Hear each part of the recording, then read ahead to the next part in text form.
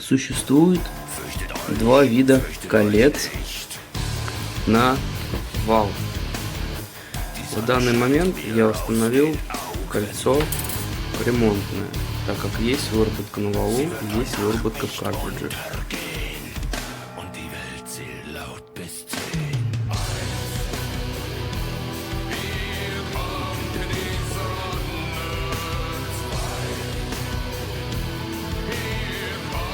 В общем, у нас турбина чуть-чуть новомасла.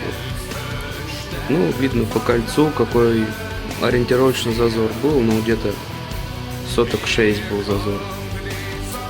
Вот, в данный момент установлено новое колечко. Тоже вот новое, но это стандартного размера. Если присмотреться, то можно заметить, что кольцо, которое стандартного размера, идет чуть уже, чем кольцо, которое установлено прям на десочку.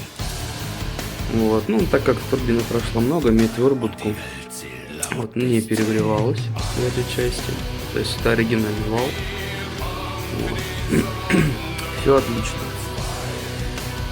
Кольцо имеет минимальный люфт с допуском плавных зазоров. Также заменена втулка. Заказан сайт Джерон. Это старая втулка, имеет люфт небольшой. Вот. Ну и выработка тоже соответственно имеет.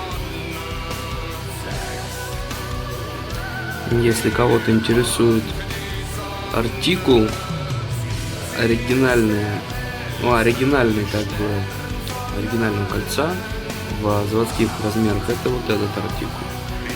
Если кого-то интересует ремонтный размер, это вот этот артикул. И втулки имеют вот такой артикул.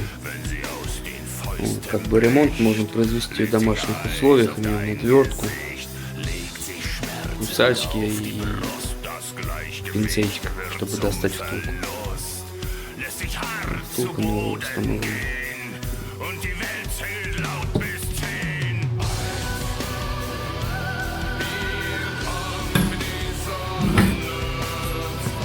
Ну, зашло на свое место.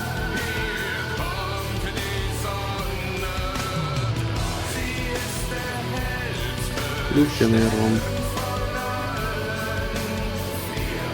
люфт минимальный прям вообще, его практически нет. Вот разница в ширине ремонтной и неремонтной. Вот по радиусу они одинаковые.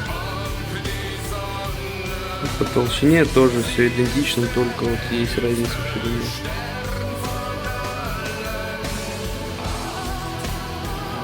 Это кольцо у нас стандартное.